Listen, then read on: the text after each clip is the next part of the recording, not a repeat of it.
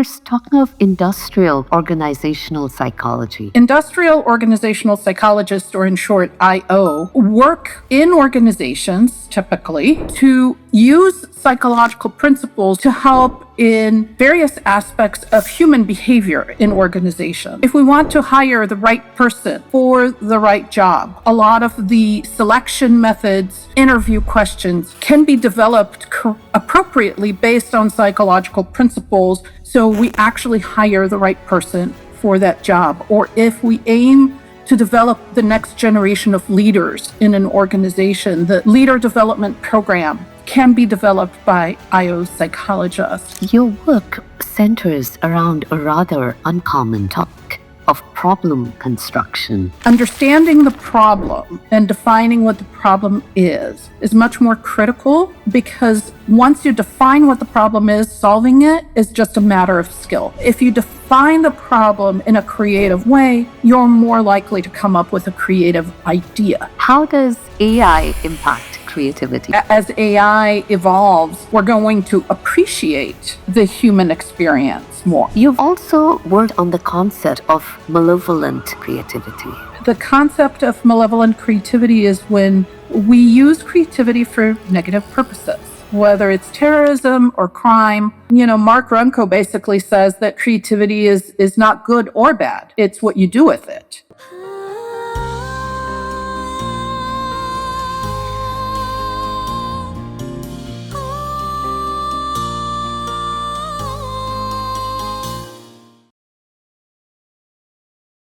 What if creativity begins long before the solution?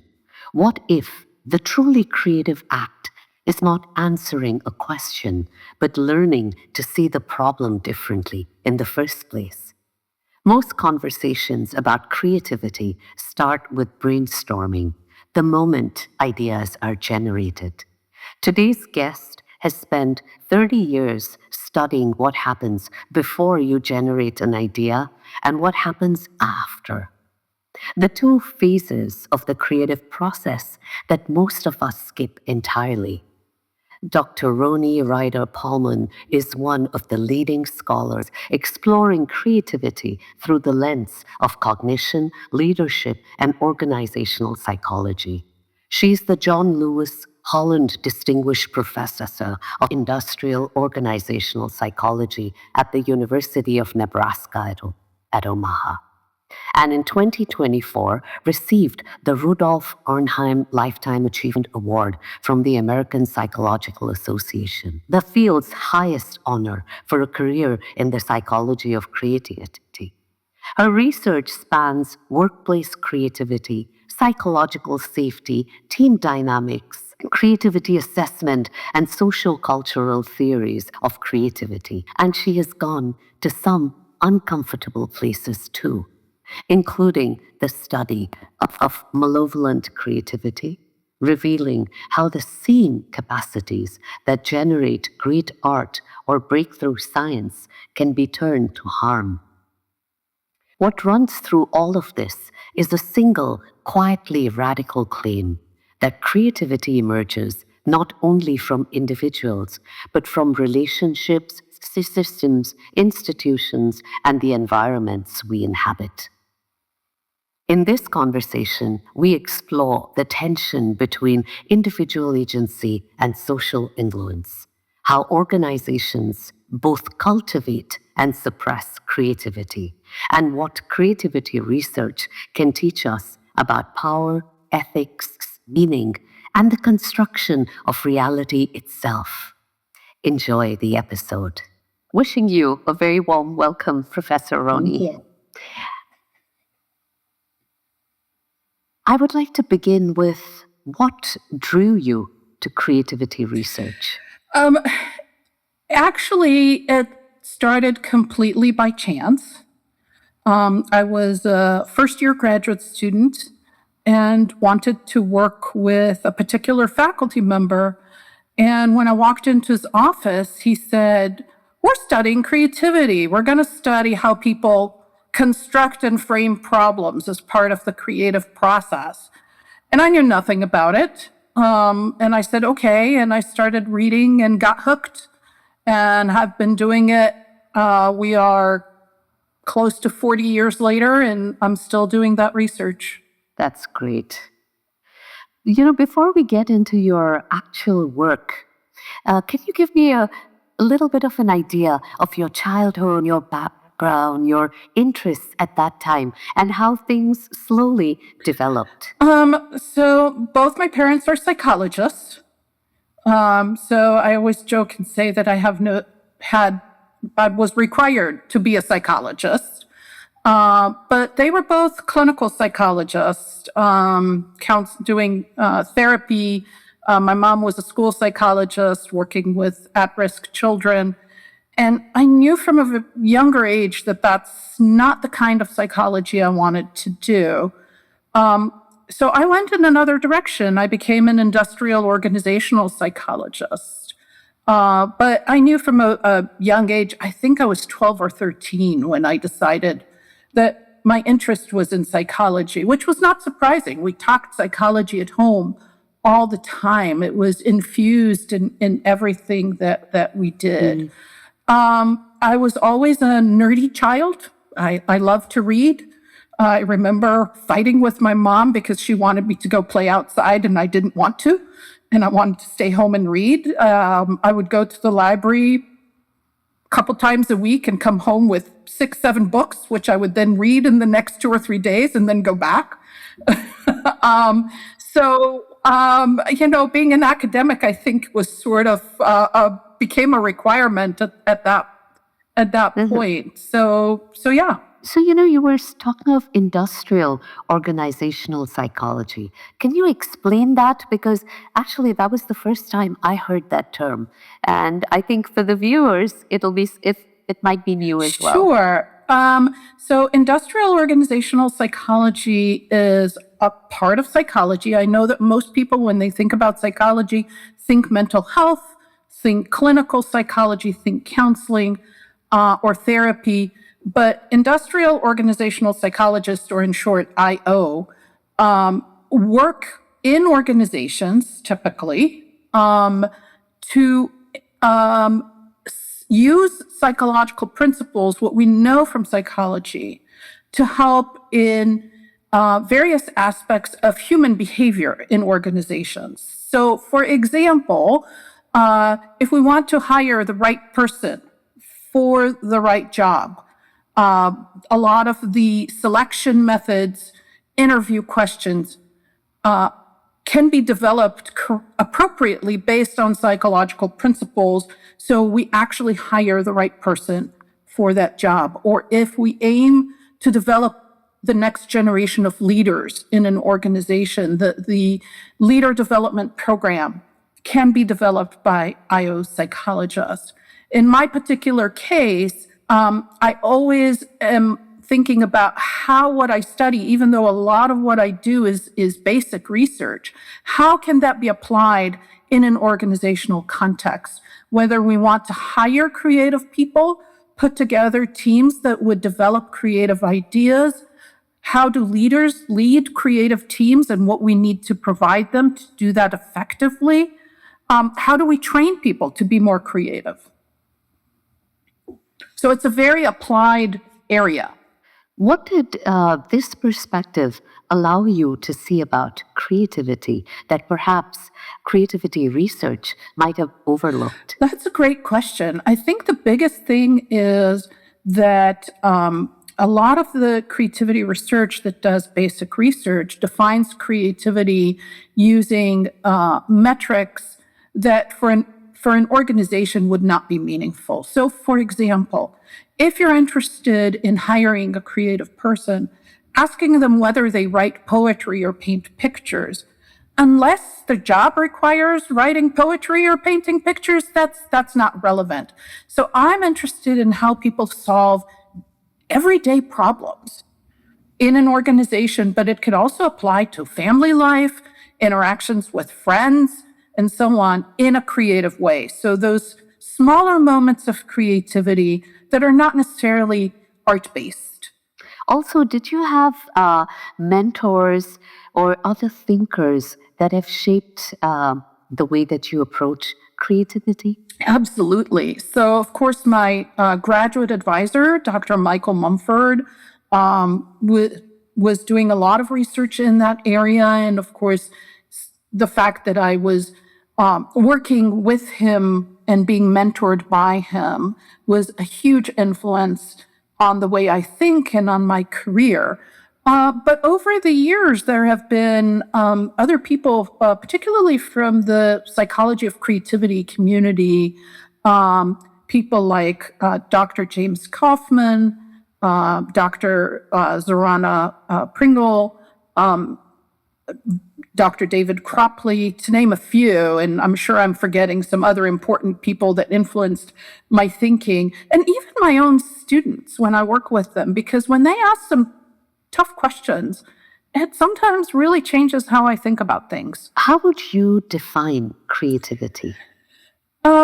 So the definition of creativity is that I use is one that has been accepted by creativity researchers probably for the past 30 or 40 years, which is creativity is defined as a solution to a problem, a product, a process that is both effective and novel. So it has to be effective in the sense that if you have a particular problem to solve, it needs to solve that problem.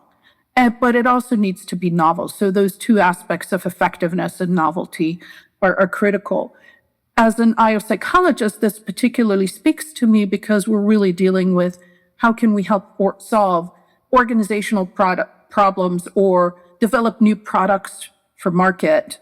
So that effectiveness piece is really important. Right.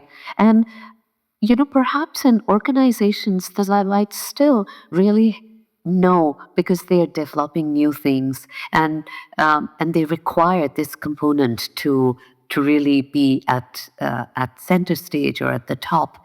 But in common lingo, people think that the minute you talk of creativity, you're just talking about something new, about just novelty. Do you have any thoughts on why this second component of being useful, being effective, why this component somehow got completely ignored in the common man's perception? I think partly it's because of how we talk about creativity in layman's terms, and how people discuss it sort of not from an academic perspective or a practitioner who is versed in what is going on. But also I think in part it reflects the art bias that we have, meaning that we equated creativity with art. And in art, effectiveness is not something that we tend to think about, even though you can. We don't question. Yeah, we don't question it. We can talk about. We just think it's what they think. Yeah, and we can talk about effectiveness in the art domain. So, for example, if a playwright had intended for you to feel a particular feeling, if you feel that feeling after you've seen the play, then the play is effective. We could talk about the craft of, having knowledge of how to paint and use color in a particular way, and talk about the aesthetics of the piece of art, which could be more of the effectiveness or the technical quality of it. But we don't. We usually, when we talk about art and we say it's creative, we mean, oh, it's new, nobody did this before. So we get that particular focus. Do you think that creativity research has reached conceptual clarity about what creativity actually is? I think in terms of our definition, yes. I think the researchers that I talk to, we all agree that we can define what creativity is. But there are a lot of different domains and a lot of different ways that creativity can be manifested. And I think when we study creativity, different people look at it from different perspectives. So some people do study art and artists, and other people study creativity in organizations. And we could talk about creativity in science. So, and those have different implications. Yeah.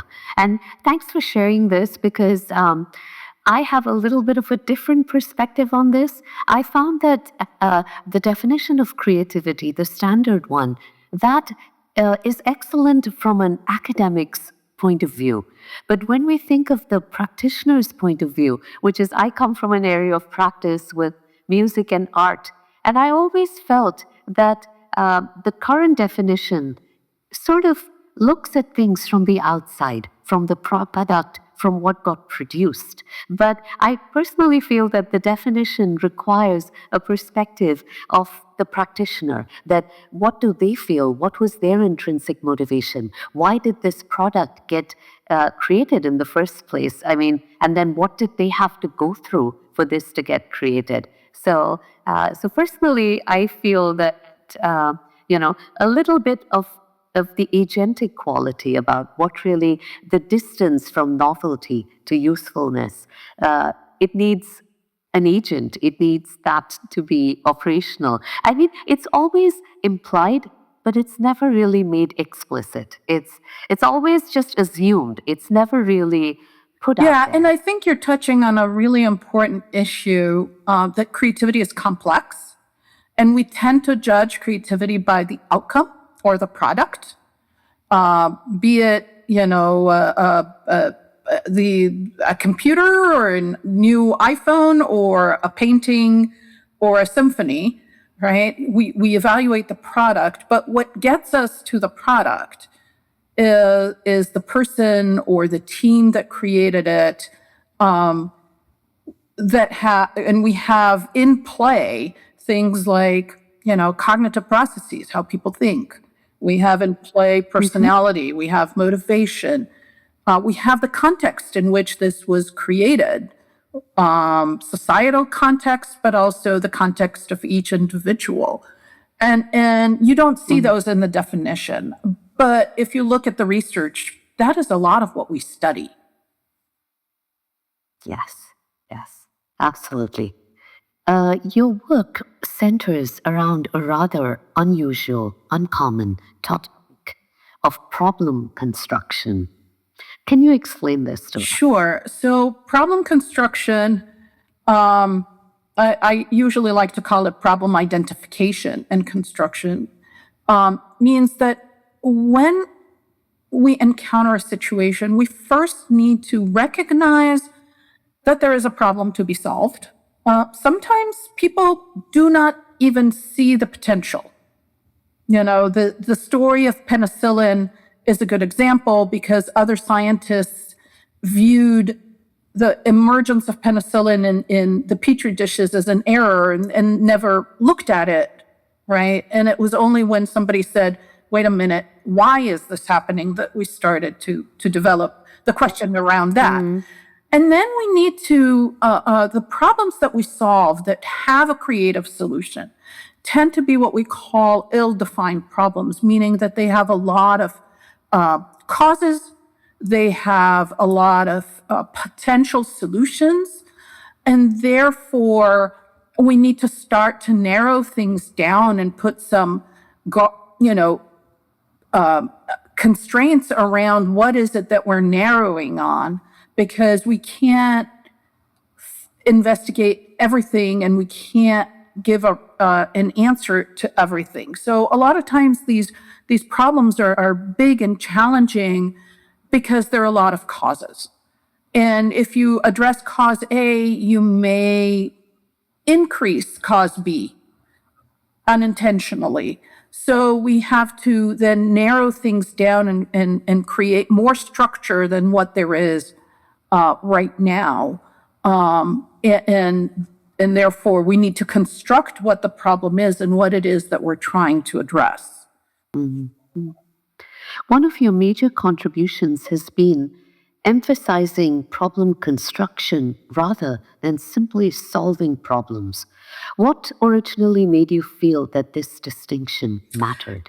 So when I started my original readings, I encountered a quote in a paper that I read that was attributed to Einstein. Whether I have never checked if it actually was Einstein that said it, but it was attributed to Einstein that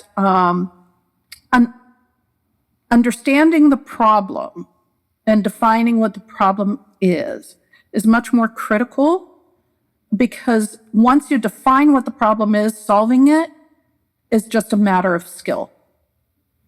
So the important step is in the creative process is defining the problem. If you define the problem in a creative way, you're more likely to come up with a creative idea.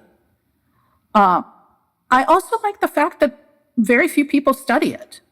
Personally, I find that very gratifying that I could be a pioneer. And it also meant that there were a lot of open questions that as an academic, as a researcher, I could study. And frankly, there's still a lot of open questions. Yes, yes.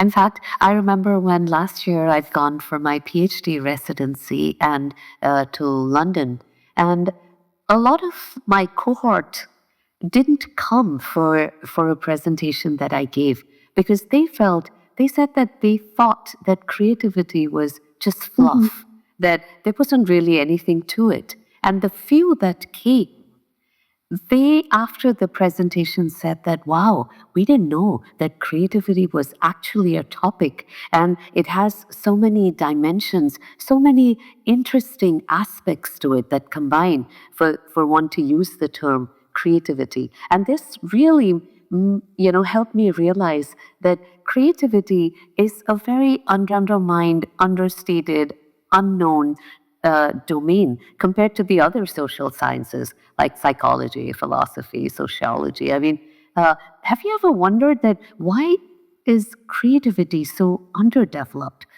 especially in regards to the perceptions of the layman? Well, I think, again, what we have here is a little bit of the art bias, right?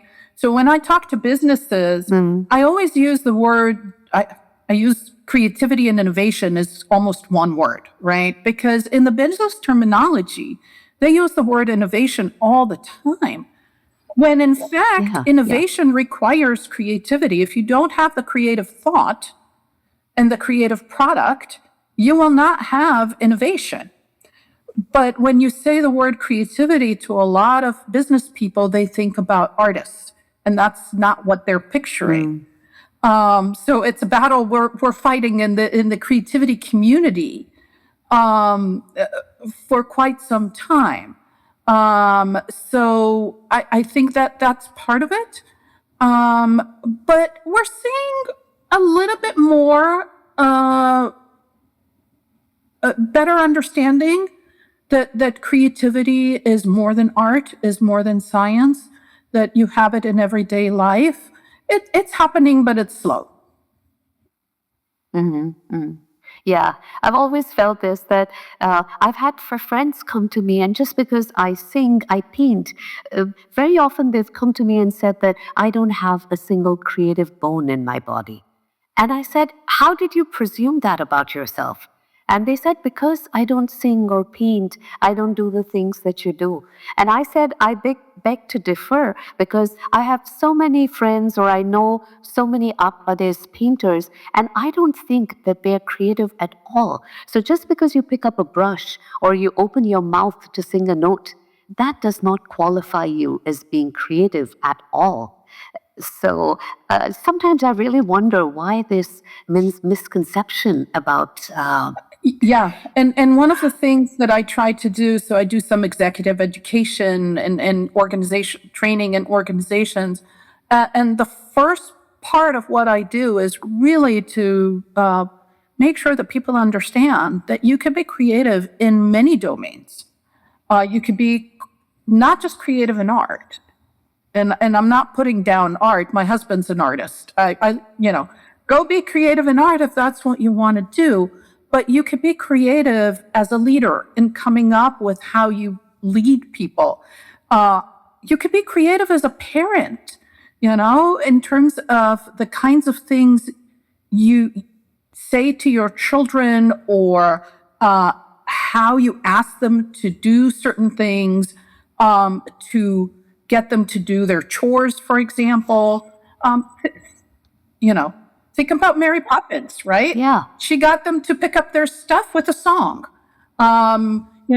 Exactly. So there are a lot of different domains. I would not consider myself artistically creative. But I do think I am very creative in the research that I do.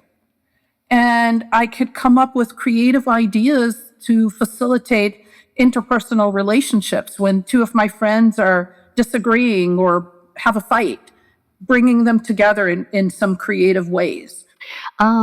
What happens cognitively when someone constructs a problem rather than merely solves it? So, really, what we're finding is that people typically do not consciously construct the problem. They see something and they either ignore it because they don't think there's a problem at all, or they go, oh, this reminds me of a different problem and I solved that problem this way and now I'm using that, in which case they're not creative. It's when we encounter these novel situations, or we're told that we should stop and think and think about what the problem is, as opposed to immediately thinking about a solution. So it requires that reflection for a moment, that stop and think, don't try to solve first, but rather think about what the problem is. It's very helpful sometimes to think about the problem from different perspectives. So, for example, if you are in an organization, you could think about it from what do my coworkers, what would their perspective be?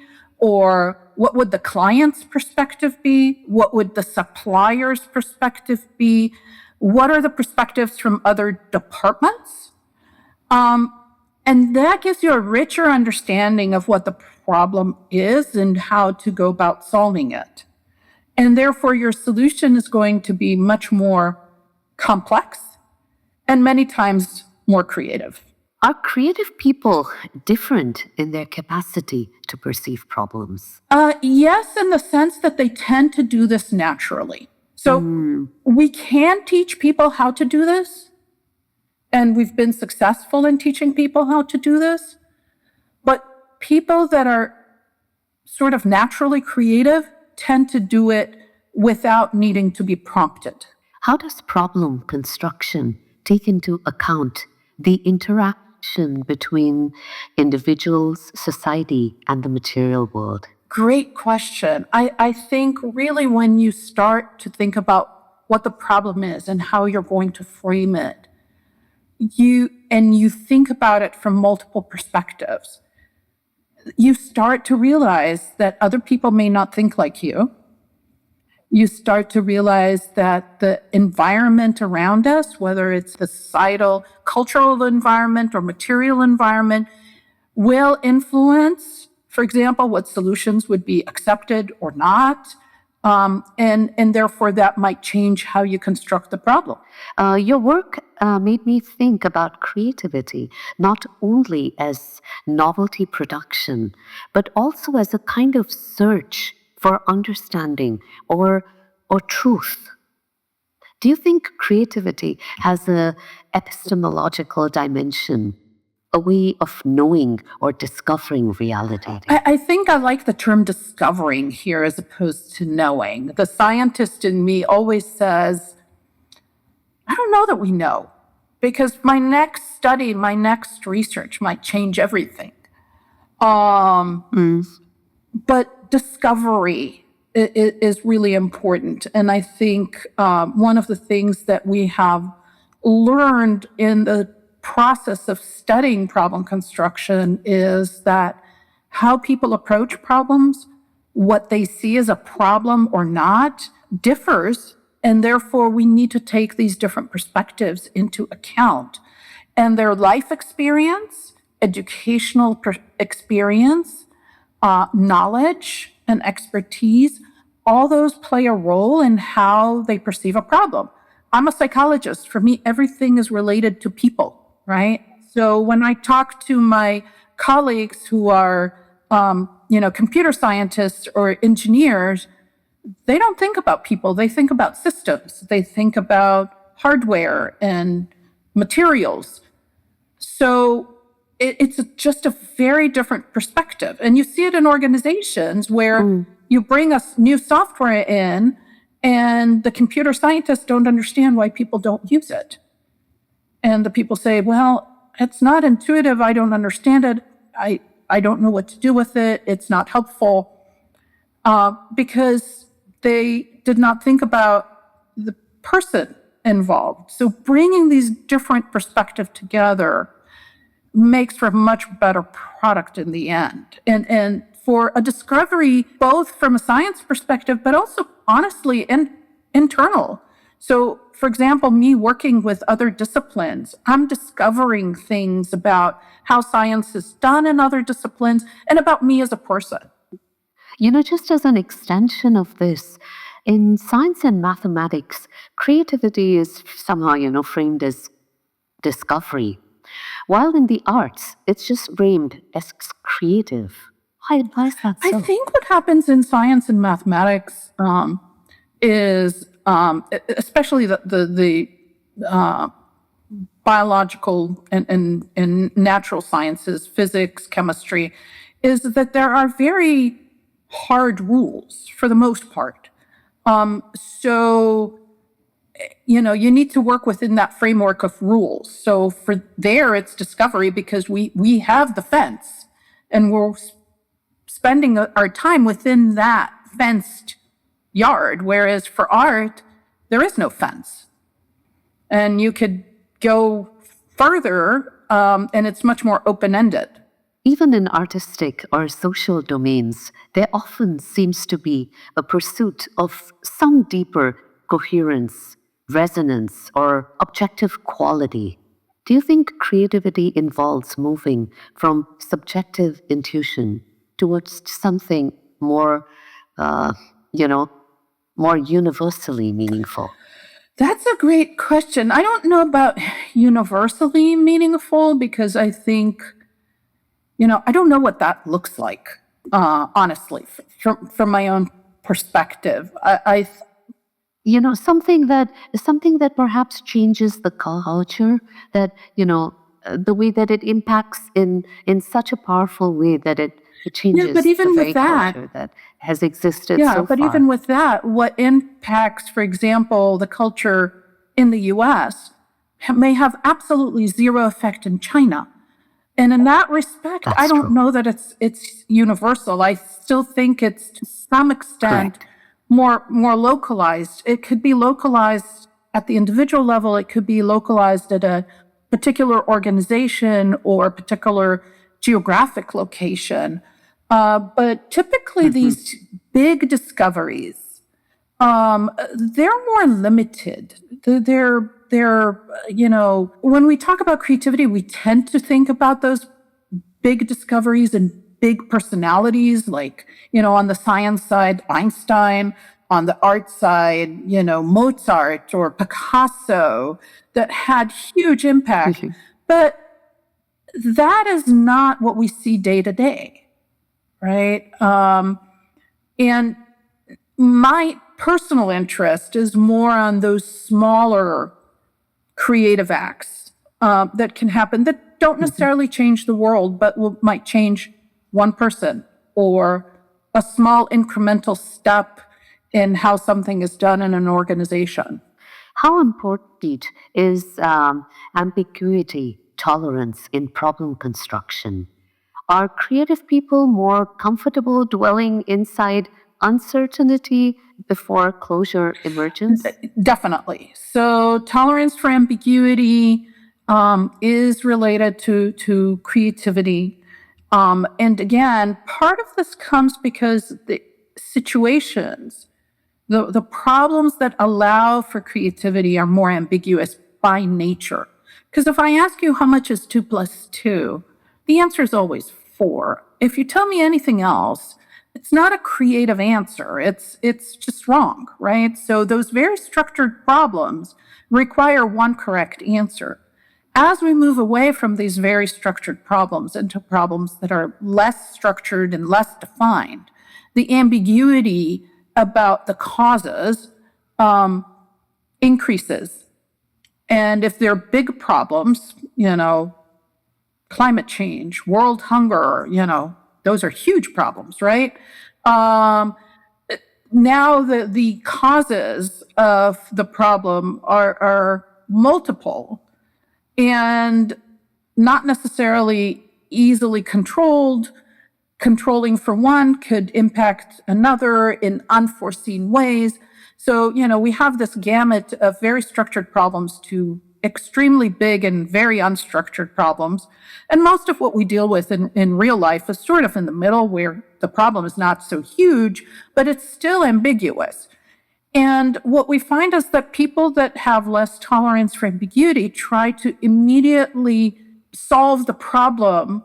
They go directly into a solution because they feel this need of I can't handle this ambiguity, I need it solved.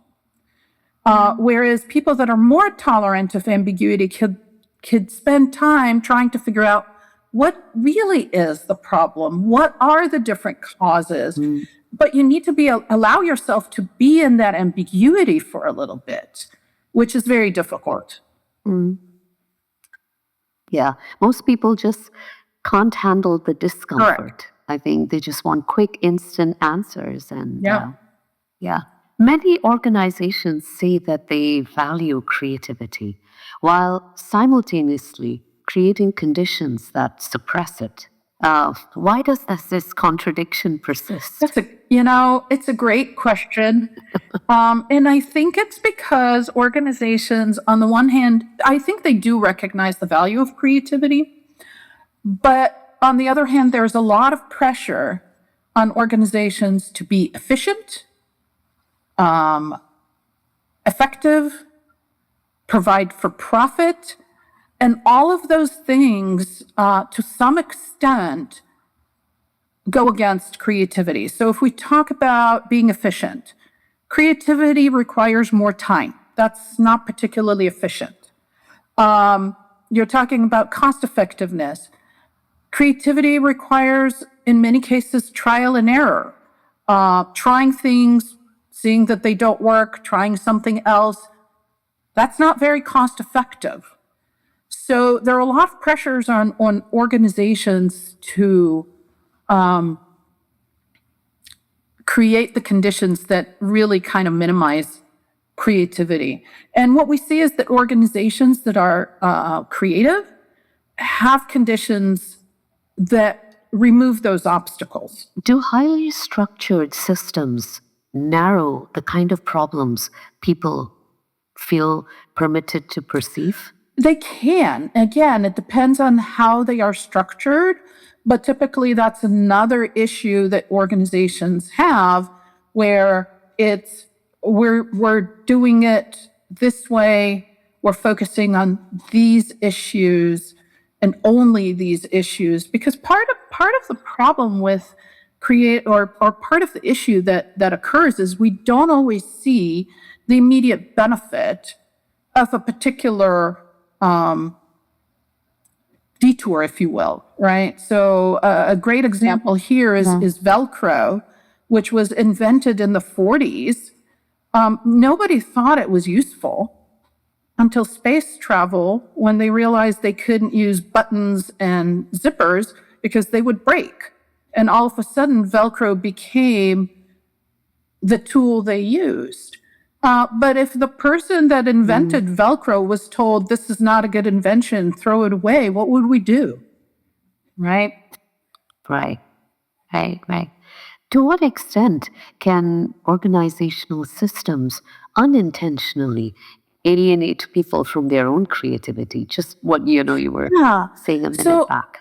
Again, a lot of, unfortunately, with creativity, it's one of those things where everything has to be aligned just right. And even one thing out of alignment can create an environment where people feel uncomfortable. So one of the things that we talk about is this notion of psychological safety, where people feel comfortable being vulnerable.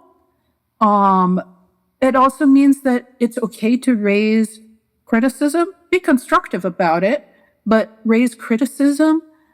Because if every time you try to say, you know what, we need to think about this, then you're told not to worry about it, at some point you're not going to bring that up. If every time you bring up what seems to be a harebrained idea, you're being told that it's crazy and not relevant, at some point you're going to shut up and not bring up any new ideas. So what are we losing in this context? So having an environment where people feel that they can collaborate well, provide different opinions and ideas, even if they're not complete, even if they're not fully formed, and then work on them to develop them with constructive criticism seems to be something that facilitates creativity. But it's not easy to get there. How do power structures influence what gets recognized as creative within institutions? So there are a lot of ways in which power structures play a role, both in terms of, if I bring an idea to my leader and my leader says, that's not creative, that's just stupid, right? It happens more frequently than you would like to know. That idea doesn't get developed further. The leader could say that because they're not recognizing the creativity of the idea that I brought up, or not being willing to help me develop maybe something that is not the greatest into a good idea. But the idea gets shut down at that very basic level. It could get shut down because it's too expensive or nobody wants it. Things of that nature. And then we have gatekeepers, right? So that's something that we see, for example, in science. So if you write a grant proposal, you have a committee that evaluates your grant proposal. And if it's too far out, you're going to get the feedback that we don't think this would work because you haven't shown us evidence that it would. So you won't get the funding. On the one hand, that's great because we don't want funding to be wasted on stuff that doesn't work. But on the other hand, we're also shutting out potentially creative proposals as a result. So we have societal gatekeepers as well, in addition to people in leadership positions. And somehow I feel that this actually connects back to the idea of the missing component of the individual, that it's always the power of the individual idea, the conviction that somebody believes that something should exist. And the others may not have seen it till then. And so it's easy for them to throw out the idea. And then the person who had the idea now either requires that they have to probably go about it by themselves, be the agent that converts, or just forget about it and just go with whatever the organization wants. And perseverance actually is a important individual factor for individual an individual characteristic that predicts creative performance. A good example for that is Stephen King, who I don't know how many times he submitted his first manuscript to publishing houses before it was accepted. I know it was above 10.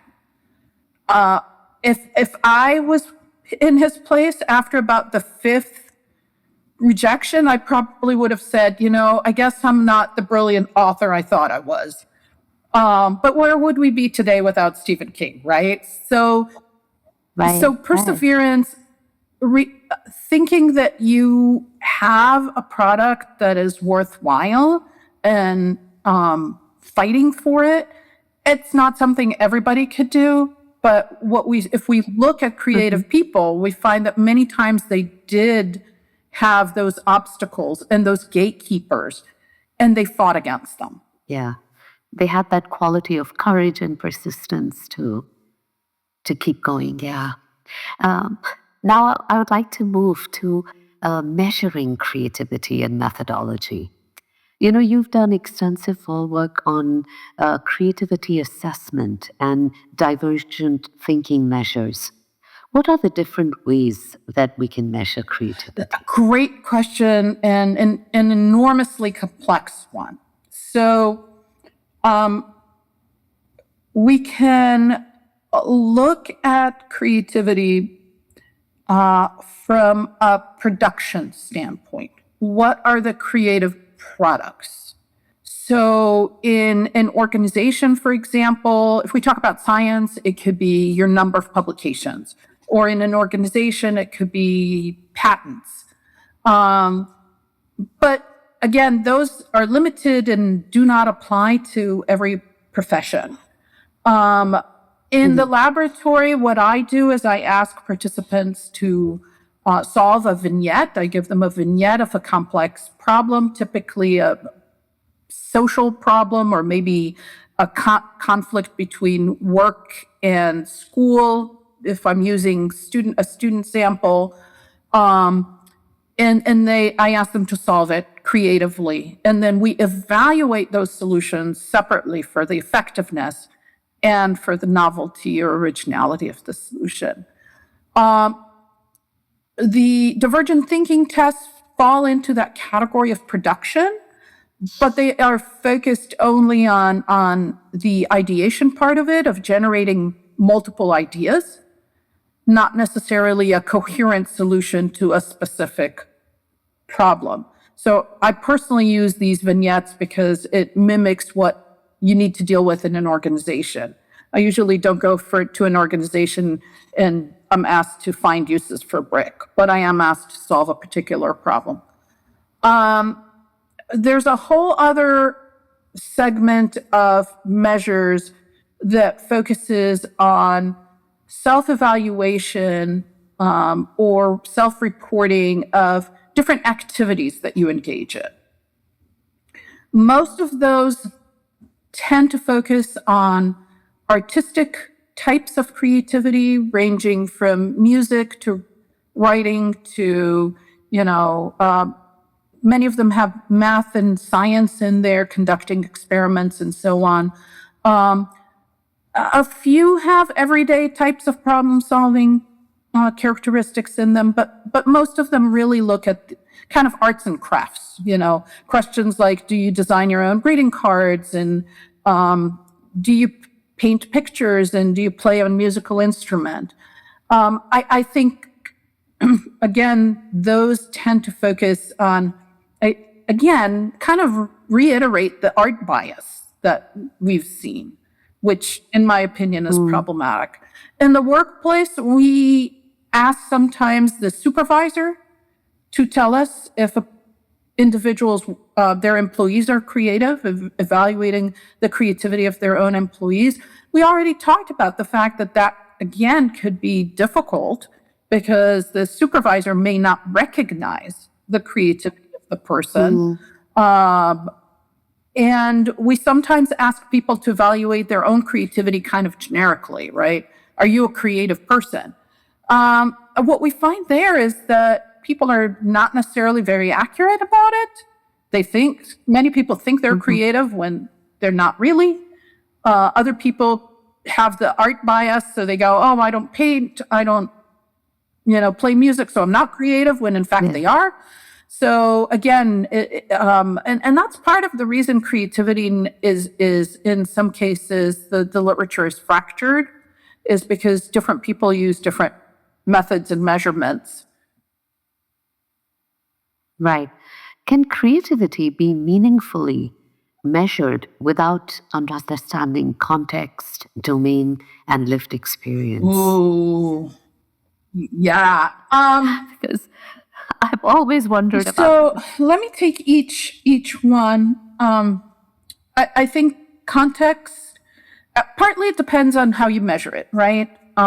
But let's take the one example and kind of break it down. So in the vignette case, when you write a solution to, here's a vignette and let's write a solution to it. For example, cultural context would determine what solutions might be appropriate or not. Cultural context can change. So, for example, one of the vignettes we used in the 80s asked about dealing with a roommate that was smoking weed. At the time, that was a big issue. Somewhere in there between then and now, it's like it no longer requires a creative solution because the answer that we get is who cares, pretty much across the board, right? So, so the cultural context will change what would, in this case, even considered a problem, right? It's no longer viewed as a problem. Therefore, it doesn't need a solution. We find that education and discipline and domain matter significantly in how you approach problems. The lived experience is a tricky one.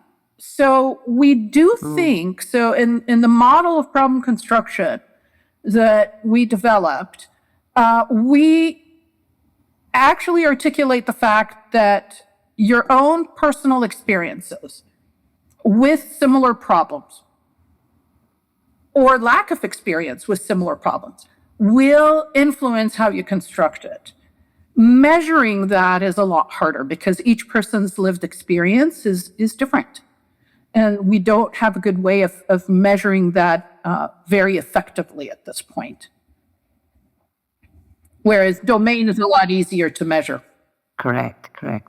Is there a risk that creativity research privileges what is easily measurable over what is actually important? I think that happens sometimes, definitely. And I'm as guilty of that as anybody else. I remember working with one of my students, and our goal was to get pairs of supervisor and employee and try to measure creativity from the perspective of both. We had a really hard time getting supervisors. We ended up defaulting to just getting employees because that was easier. My hope is that over time, as we have more and more people doing this research, with access to different communities and disciplines and different participants in the studies and different methodologies, that we will fill in those blanks that occur because sometimes we use what is convenient. I think you sort of answered my next question, which is, do you think creativity research sometimes focuses too heavily on outputs and products while neglecting the lived experience and developmental transformation of the creator? I think it also depends on the domain. So people that study creativity and art definitely look at the creator. I think, for example, when I study, I don't look at a single creator. I try to find things that apply across multiple creators.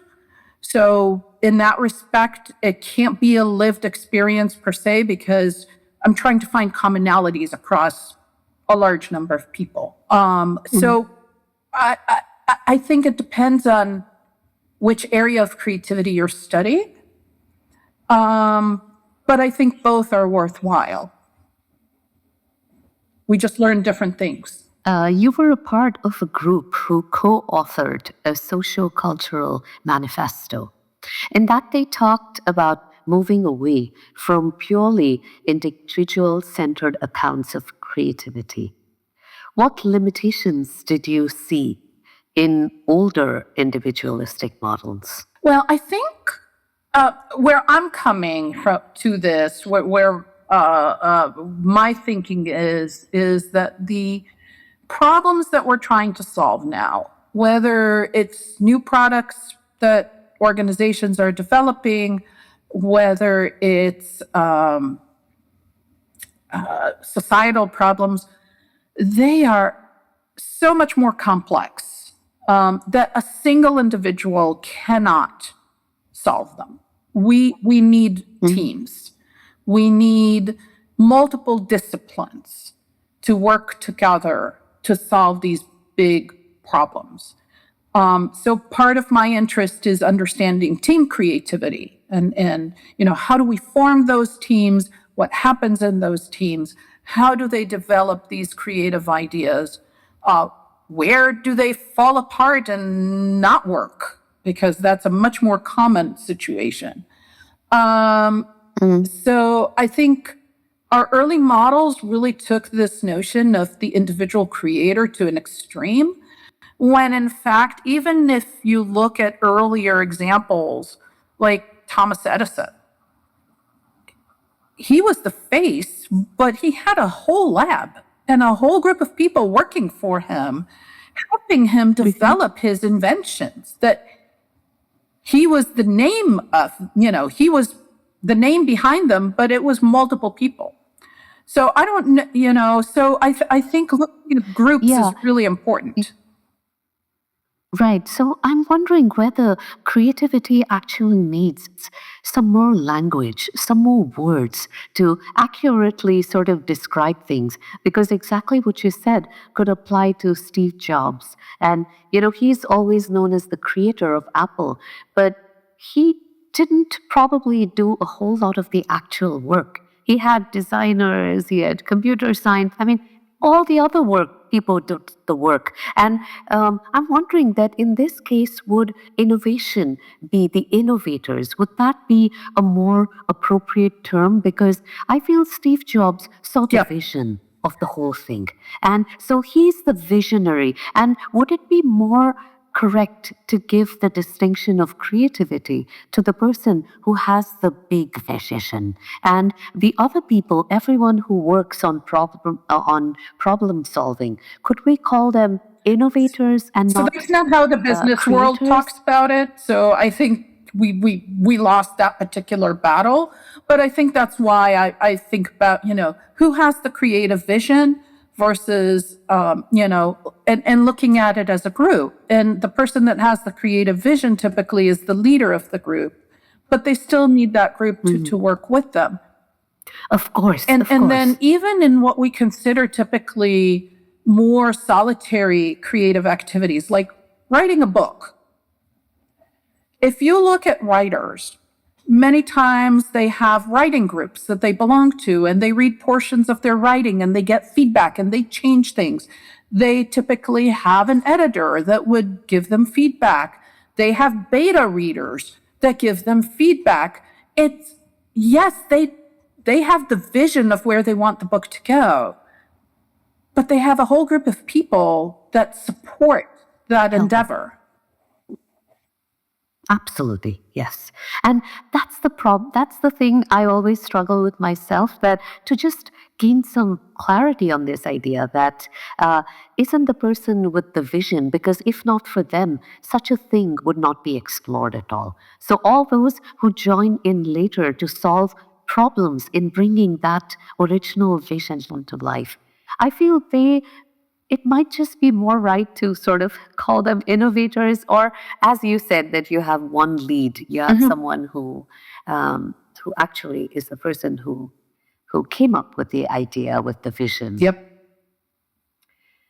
You've also worked on the concept of malevolent creativity.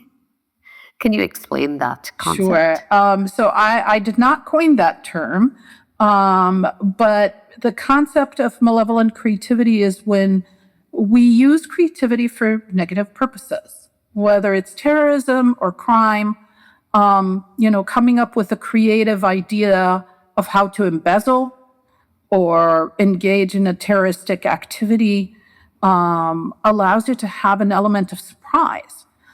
So if you embezzle the same way everybody embezzles, you're going to be found a lot quicker. If you embezzle in a new way, it takes a while to find you, and you could you can embezzle more and do more damage.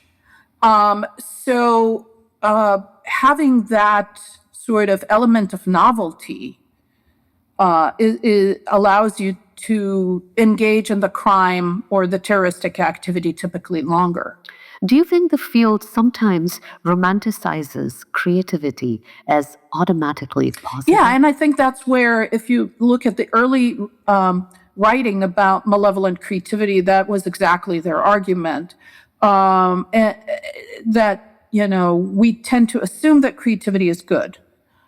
And in fact, you could have a creative idea that's not good. And we could have a creative idea that can be for good, but can also be used for bad. Like germ warfare, understanding of germs and so on allows us to fight disease, but also create these unique approaches and ways to terrorize people. So, Mark Runco basically says that creativity is not good or bad. It's what you do with it. Right. This is the ethics idea that, sometimes the idea is great, but a lot of unethical things are done in order to reach that. Like perhaps, the black slaves that were used in science just to experiment on, to come up with new medicines, and they were tortured in a sense. So, I mean, in the end, the medical field benefited a lot, but there was a price to be, a human price to be paid for that. How should creativity research engage with manipulation, propaganda, exploitation, or destructive innovation? Oh, that goes back to your ethics, right? And I think how we deal with this tells us something about us as a society and us as human beings. Where do we draw the line? What's important? Is the innovation and what we learn from it more important than what is being destroyed? And,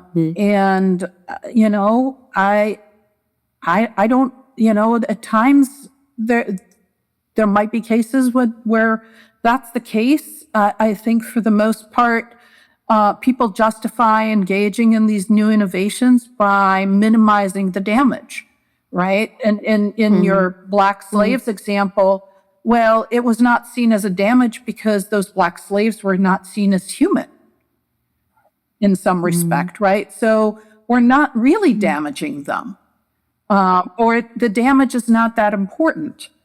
So I think we need to make sure that we truly see the damage that is being done so we can make those clear ethical choices. Now let's move to the current hot topic of AI. How does AI impact creativity? What are your thoughts on the whole AI onslaught? I think people think AI is creative. AI is not creative. It might come up with an idea you didn't think about. But in the grander scheme of things, AI is not particularly creative. The research that is emerging basically suggests that AI gives us a lot of similar homogeneous ideas that are good ideas, but they're not particularly creative ideas because we're getting them over and over again.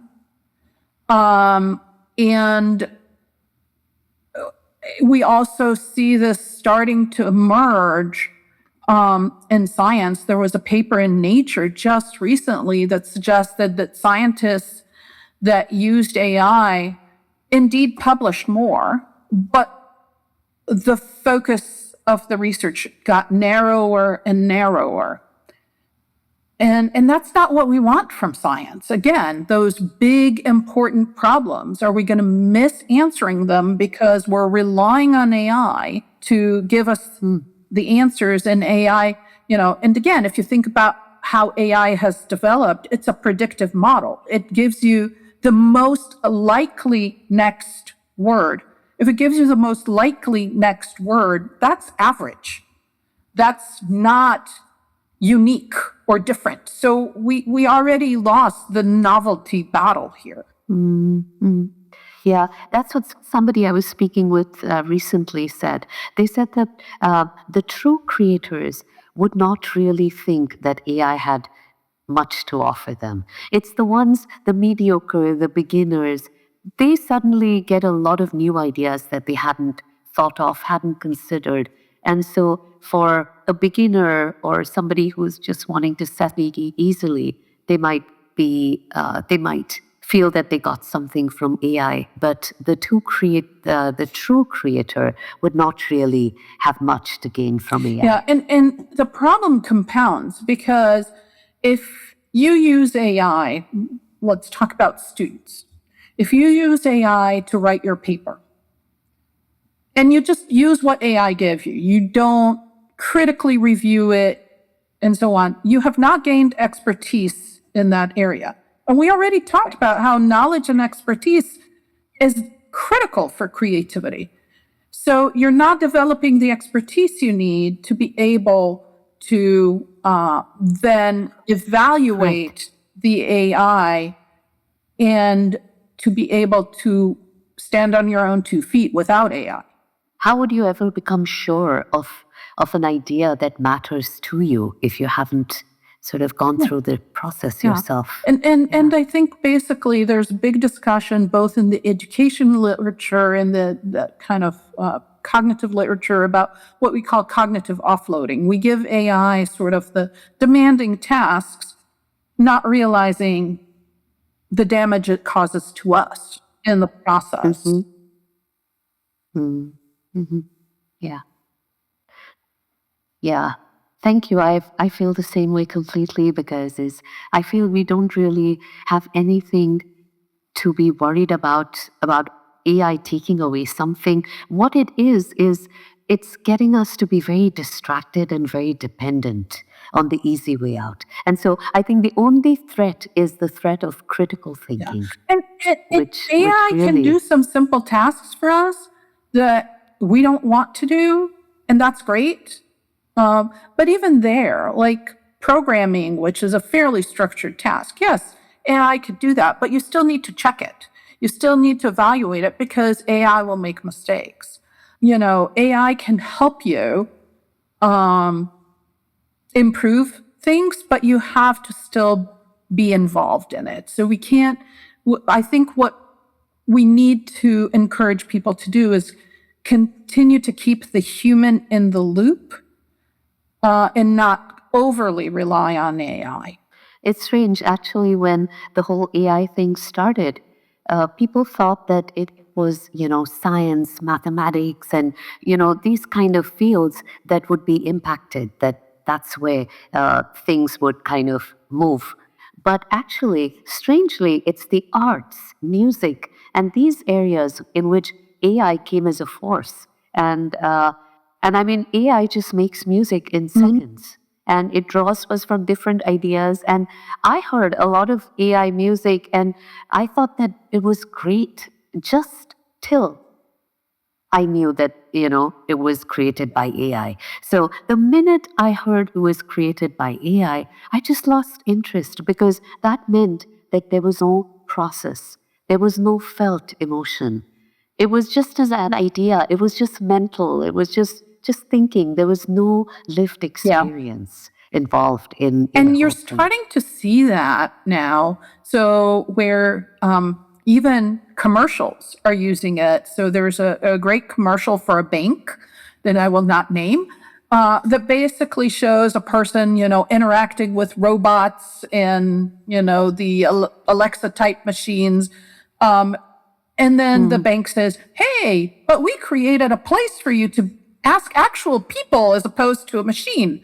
So I think what will happen is that we are going to see more effort in some places on that human experience. As you said, I want art to reflect the lived experience of the artist, not the machine. I think that's, as AI evolves, we're going to appreciate the human experience more. Yes, for sure.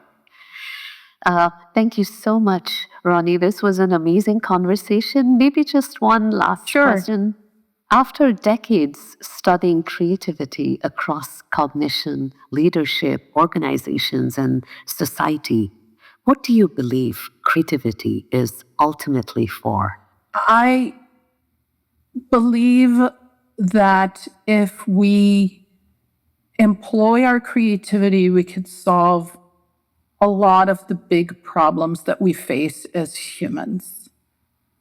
That's where I would like creativity to go to. I would like to be able, for people to be able to solve some of these big, difficult societal problems in creative ways, because that's what we need. Perfect. Thank you so much for coming today and featuring on the Creativity Dialogues. This was a very insightful conversation. Thank you for having me.